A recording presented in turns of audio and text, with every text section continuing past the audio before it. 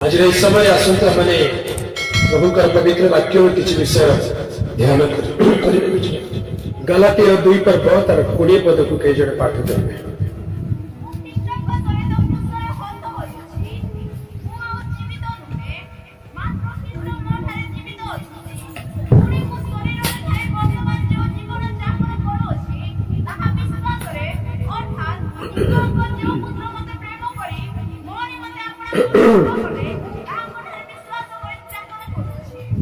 Hallelujah. ए वाक्य आमनकर प्राय परिचित अटे आम माने जानू। गलातिया 2 पर्व 20 पद लिखा जाए मु ख्रीष्टन को सहित क्रूस रे हत्या होई अछि। तापर शुभ शुक्रवार ए सब केतेक मंडली मानकर परंपरागत भाव में पालन करि आछि। प्रभु का नाम रे गौरव तेरे कई गोटे दिन को विशेष रूप से पालन करती तो आउ कई सब दिन को समान भाव में पालन करते। मत जहां अनुमान होची आपण माने सब दिन को समान भाव में मानिबा लोक विशेष विशेष दिन मास वर्ष पर्व पालन कला पर आपण माने देखा जाउ ना। तबे एई दिन मान करे जेते बेले गुड फ्राइडे पाखे आसे गुड फ्राइडे बोली कहले शुभ शुक्रवार आमे माने जानू जिते बड़े शुभ शुक्रवार पाखे आसे क्रूसर ध्यान प्राय बढ़ी जाए। समस्त लोक मैंने ख्रीष्टर बलिदान को क्रूस को ध्यान करने को आरंभ करती। प्रभु का पवित्र नाम गौरव तेरे दुख भोग दिन मान करे प्रभु जीशु ख्रीष्ट आम मान निमंते क्रूस बलिकृत हेले से विषय को आम मैंने ध्यान कर। प्रथम करंथिय 15 पर्व 3 पद आउ 4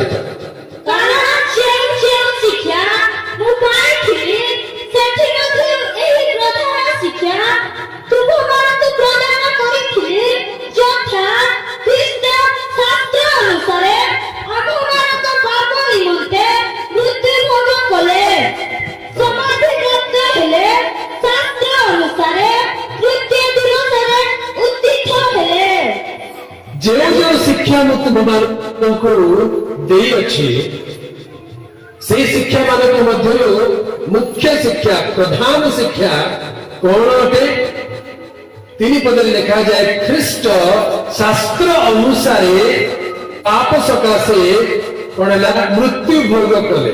प्रथम करंथिय 15 पर्व 3 पद पढ़ी दियंतु कौन लिखा अछि।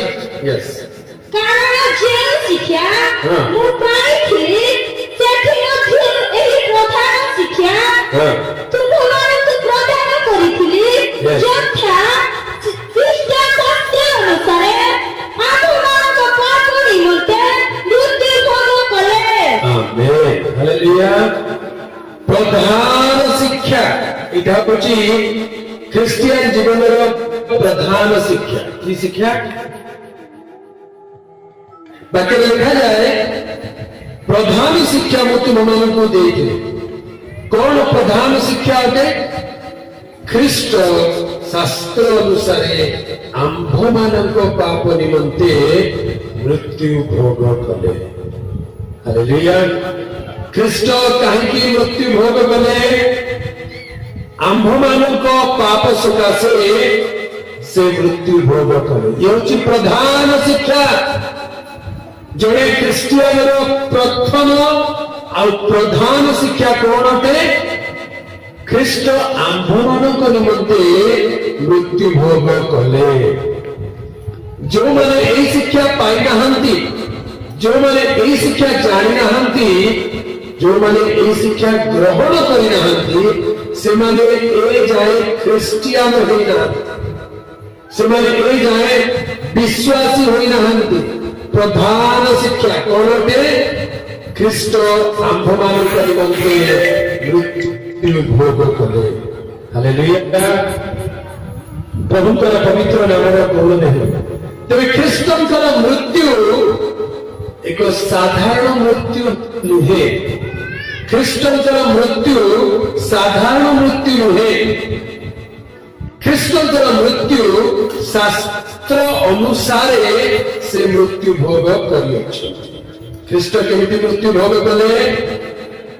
ख्रीष्ट शास्त्र अनुसार मृत्यु भोग कले। केमिति मृत्यु भोग कले? हटिए जोरे आमेन हालेलुया। ख्रीष्टंकर मृत्यु साधारण मृत्यु नुहे। ख्रीष्टंकर मृत्यु दुर्घटना नुहे। ख्रीष्टंकर मृत्यु पराजय नुहे। ସେଥିପାଇଁ ଗୁଡ୍ ଫ୍ରାଇଡେ ବୋଲି କହୁଛୁ। ବୁଝିପାରିଲେ? ଯୀଶୁଙ୍କର ମୃତ୍ୟୁ ଦିବସ କଣ ବୋଲି କହୁଛନ୍ତି? ଯୀଶୁଙ୍କର ମୃତ୍ୟୁକୁ ଗୁଡ୍ ବୋଲି କୁହାଯାଇଛି। କଣ ବୋଲି କୁହାଯାଇଛି? ଶୁଭ। ଜଣଙ୍କର ମରଣ ଶୁଭ ହେଇପାରିବ। ବହୁତ ବର୍ଷ ତଳେ ମୁଁ ସାନ ଛୁଆ ହେଇଥିଲି। ଆମର ବଡ ବାପା ଜଣେ ଥିଲେ, ଏବେ ସେ ପ୍ରଭୁଙ୍କ ଚାଲିଗଲେ। ବଡ ବାପା ଜଣେ ହାଟକୁ ଯାଇଥିଲେ, ବଜାରକୁ ଗୋଟେ ବଡ ଟାଉନକୁ ଯାଇଥିଲେ। ମନେକର ଏବେ ବରଗାଁ ଲୋକ ନବରଙ୍ଗପୁର ଯାଇଥିଲେ, ହାଟ କରି ଯାଇଥିଲେ। ହେଲେ ହାଟ କରିକିରି ଏତେ ଦିନ 12ଟା ଘଣ୍ଟେ ହେଲା ହୋଟେଲ ଆଗେ ଖାଇବାକୁ ଯାଇଛନ୍ତି। ହେଲେ ତାଙ୍କର ମନେ ଅଛି ଆଜି ହଉଛି ଶୁଭ ଶୁକ୍ରବାର। ନୂଆ ନୂଆରେ ଗ୍ରହଣ କରିଥିଲେ। ଆମେ ତ ଖ୍ରୀଷ୍ଟିଆନ ନଥିଲୁ, ନୂଆ ନୂଆରେ ଖ୍ରୀଷ୍ଟିଆନ ହେଇଥିଲେ। ହେଲେ ହୋଟେଲରେ ପଶି ଯାଇଛନ୍ତି। ଆଜି ପୁଣି ଶୁଭ ଶୁକ୍ରବାର ଶୁଣିକିରି ସେ ଯାଇକିରି ମାଂସ ଦେବ, ଆଜି ଆମର ଶୁଭ ଶୁକ୍ରବାର ଦିନ। ସେ ପୁରା ମାଂସ ଅର୍ଡର କରିକି ବଢିଆରେ ଖାଉଛନ୍ତି। ଖାଉଥିଲା ବେଳେ ମଣ୍ଡଳୀର ଆଉ ଜଣେ ବିଶ୍ୱାସୀ ପଶିଗଲା। ସିଏ ଖାଇବାକୁ ଗଲା, କହିଲା ଏ ନା କଣ କରୁଛୁ ତୁ? କଣ ହେଲା? ଆଜି ଆଇଁଷ ଖାଇଦେବେ ପୁରା, ଆଜି ଶୁକ୍ରବାର ଦିନ କେମିତି ଆଇଁଷ ଖାଇବେ? କଣ ହେଲା? ଆରେ ଆଜି ଶୁଭ ଶୁକ୍ରବାର, ବୋଲେ ଭଲ ଦିନ, ବେଶୀ ଆଇଁଷ ଖାଇବାର। ସେ ଲୋକ କହିଲେ ଏ ପ୍ରଭୁ, ଏ ମୂର୍ଖଟା କଣ ବୁଝେଇବା? ଶୁଭ ଶୁକ୍ରବାର ବୋଲେ ଆଇଁଷ ଖାଇବାର ନାହିଁ। ସେ କହୁଛନ୍ତି ନା ଶୁଭ ବୋଲି କାହିଁକି କହୁଛନ୍ତି? ଆଇଁଷ ଖାଇବାର ନା, ଶୁଭ ଶୁକ୍ରବାର ବୋଲେ ଆଇଁଷ ଖାଇବାର। ଇଏ ତାଙ୍କୁ କହିଲେ ନାଇଁ ନାଇଁ, ଶୁଭ ଶୁକ୍ରବାର ଦିନ ଯୀଶୁଙ୍କର କ୍ରୁଶରେ ମୃତ୍ୟୁବରଣ କରିଥିଲେ। ଏମିତି କଥା। ମୁଁ ଆଇଁଷ ଖାଇଦେଲି, ମାରା ହେଇଗଲି, ଏବେ କଣ କରିବି? ଆଇଁଷ ଖାଇବି କିଣିଛି ତ ବେଚାରା କିଣି ଗଲେ, ଖାଇଲେ, ଦୁଃଖ ହେଇଗଲା। ଯୀଶୁ କ୍ରୁଶରେ ମଲେ ବୋଲି ଦୁଃଖ ହେଇଗଲା। ବଡ ଆଶ୍ଚର୍ଯ୍ୟ କଥା। ବାସ୍ତବରେ ଯୀଶୁଙ୍କର ମୃତ୍ୟୁ ଶୁଭ ଅଟେ। ଶୋକ ପାଇବାର ଦିନ ନୁହେଁ, ବ୍ଲାକ୍ ଫ୍ରାଇଡେ ନୁହେଁ, ଗୁଡ୍ ଫ୍ରାଇଡେ, ଉତ୍ତମ ଶୁଭ ଶୁକ୍ରବାର। କାହିଁକି? ଯୀଶୁଙ୍କର ମୃତ୍ୟୁ ଗୋଟେ ଶୁଭ ଦିନ ଥିଲା। ଯୀଶୁଙ୍କର ମୃତ୍ୟୁ ଗୋଟେ ଆଶୀର୍ବାଦ ବିଷୟ, କିନ୍ତୁ ସେ ଆଶୀର୍ବାଦ ଆଣିବା ପାଇଁ ତାଙ୍କୁ ଅନେକ ଦୁଃଖ ସହିବାକୁ ପଡିଲା। ହାଲେଲୁୟା। ସେ ନିଜେ ଦୁଃଖ ସହି ଆମକୁ ଆଶୀର୍ବାଦ ଦେଇଥିବାରୁ এই ଦିନକୁ ଶୁଭ ଦିନ ବୋଲି ଆମେ କହୁଛୁ। କାରଣ ତାହାଙ୍କ ମୃତ୍ୟୁ ଦ୍ୱାରା ଆମେମାନେ ଜୀବନ ପାଇଅଛୁ। ସେ ନିଜର ଜୀବନକୁ ବଳିଦାନ କରିଦେଲେ ଯେପରି ଆମେମାନେ ଜୀବିତ ରହିବା, ଅନନ୍ତ ଜୀବନ ପାଇବା। ପ୍ରଭୁଙ୍କର ପବିତ୍ର ନାମର ଗୌରବ। ତେବେ ଖ୍ରୀଷ୍ଟ ଶାସ୍ତ୍ର ଅନୁସାରେ ମୃତ୍ୟୁ ଭୋଗ କଲେ। ଶାସ୍ତ୍ରରେ ପୂର୍ବରୁ ଯେମିତି ଲେଖା ଥିଲା ଠିକ ସେମିତି ସେ ମୃତ୍ୟୁ ଭୋଗ କଲେ ଆଉ ପ୍ରମାଣିତ କଲେ ଯେ ସେ ହେଉଛନ୍ତି ଖ୍ରୀଷ୍ଟ ଅର୍ଥାତ୍ ତ୍ରାଣକର୍ତ୍ତା। ସେ ହେଉଛନ୍ତି ଈଶ୍ୱରଙ୍କର ଅଭିଷିକ୍ତ। ସେ ଜଗତର ତ୍ରାଣକର୍ତ୍ତା ଅଟନ୍ତି। ତାହାଙ୍କର ମୃତ୍ୟୁ ସର୍ବ ଜଗତର ପାପର ପ୍ରାୟଶ୍ଚିତ କରିବା ପାଇଁ ଘଟିଛି। ପ୍ରଥମ ଯୋହନ 2 ପର୍ବର 2 ପଦ ପଢିଦିଅନ୍ତୁ। ପ୍ରଥମ ଯୋହନ 2 ପର୍ବର 2 ପଦ।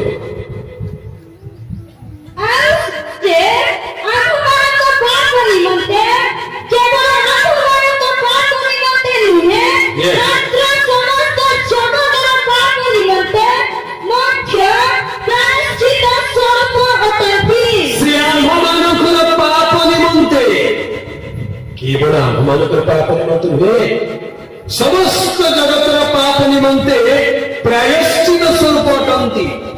ताहांतर मृत्यु गोटे प्रायश्चित अटे। हालेलुया। से काहेकि मृत्यु भोग कले? आम्हानकर पापर प्रायश्चित करबा पई मृत्यु भोग कले। ताहांतर मृत्यु एक प्रायश्चित मृत्यु अटे और समस्त जगतवासींकर पापर प्रायश्चित मृत्यु अटे। जोहन 1 पर्व 29 पद लिखा जाए, बाप्तिजम जोहन ताहांकु दूरରୁ ଦେଖିଲେ ଆଉ ଚିତ୍କାର କରି କହିଲେ ଏହି ଦେଖ ଈଶ୍ୱରଙ୍କ ବେଶ ସାଧକ। 1 ପର୍ବ 29 ପଦ ତମର ଦିନ ସେ ଯୀଶୁଙ୍କୁ ନିଜ ପାଖକୁ ଆସୁଥିବା ଦେଖି କହିଲେ ଏହି ଦେଖ ଈଶ୍ୱରଙ୍କ ବେଶ ସାଧକ ଯେ ଜଗତର ପାପ ବୋହି ନେଇ ଯାଆନ୍ତି। ଆମେନ୍ ହାଲେଲୁୟା। ଏହି ଦେଖ ଈଶ୍ୱରଙ୍କର ବେଶ ସାଧକ ଯେ ଜଗତର ପାପ ବୋହି ନେଇ ଯାଆନ୍ତି। ଯୀଶୁ ଖ୍ରୀଷ୍ଟଙ୍କର କ୍ରୁଶର ମୃତ୍ୟୁ ସାଧାରଣ ମୃତ୍ୟୁ ନୁହେଁ, ସମସ୍ତ ଜଗତବାସୀଙ୍କର ପାପର ପ୍ରାୟଶ୍ଚିତ କରିବା ପାଇଁ ସେ କ୍ରୁଶରେ ମୃତ୍ୟୁବରଣ କଲେ। ତାହାଙ୍କର ମୃତ୍ୟୁ ଦ୍ୱାରା ପାପର ପ୍ରାୟଶ୍ଚିତ ହେଲା, ପାପ କ୍ଷମା ହେଲା। ସେ ଯଦି ମୃତ୍ୟୁବରଣ କରି ନଥାନ୍ତେ ତାହେଲେ ଆମମାନଙ୍କର କାହାର ବି ପାପ କ୍ଷମା ହୋଇନଥାନ୍ତା। ଆମେମାନେ ନିଜ ପାପରେ ବିନଷ୍ଟ ହୋଇଥାନ୍ତୁ। ପ୍ରଭୁ ଆମମାନଙ୍କୁ ବିନଷ୍ଟ ହେବା ପାଇଁ ଦେଲେ ନାହିଁ, ସେ ଆମମାନଙ୍କୁ ଦେଖି ଦୟାରେ ବିଗଳିତ ହେଲେ। ଯୋହନ 3 ପର୍ବ 16 ପଦରେ ଯାହା ଲେଖାଯାଏ, କାରଣ ଈଶ୍ୱର ଜଗତକୁ ଏଡ଼େ ପ୍ରେମ କଲେ ଯେ ସେ ଆପଣାର ଅଦ୍ୱିତୀୟ ପୁତ୍ରଙ୍କୁ ଦାନ କଲେ, ଯେପରି ଯେ କେହି ତାହାଙ୍କ ଠାରେ ବିଶ୍ୱାସ କରେ ସେ ବିନଷ୍ଟ ନ ହୋଇ ଅନନ୍ତ ଜୀବନ ପ୍ରାପ୍ତ ହୁଏ। ହାଲେଲୁୟା। ତାହାଙ୍କ ଠାରେ ବିଶ୍ୱାସ କଲେ ବିନଷ୍ଟ ହେବ ନାହିଁ, କାରଣ ସେ ଆମମାନଙ୍କ ପାଇଁ ପାପର ପ୍ରାୟଶ୍ଚିତ କରିବା ପାଇଁ ମୃତ୍ୟୁ ଭୋଗ କରିଅଛନ୍ତି। ପ୍ରଭୁଙ୍କର ପବିତ୍ର ନାମର ଗୌରବ। ତେବେ ଖ୍ରୀଷ୍ଟ ଆମମାନଙ୍କ ପାଇଁ କୁଶାର୍ପିତ ହେଲେ। ଆଉ ପ୍ରଧାନ ଶିକ୍ଷାରେ କଣ ଥିଲା ଯେ ଖ୍ରୀଷ୍ଟ ଶାସ୍ତ୍ର ଅନୁସାରେ ଆମମାନଙ୍କ ପାପ ନିମନ୍ତେ ମୃତ୍ୟୁ ଭୋଗ କଲେ, ଦ୍ୱିତୀୟରେ ସମାଧି ପ୍ରାପ୍ତ ହେଲେ ଓ ଶାସ୍ତ୍ର ଅନୁସାରେ ତୃତୀୟ ଦିବସରେ ପୁନରୁତ୍ଥିତ ହେଲେ।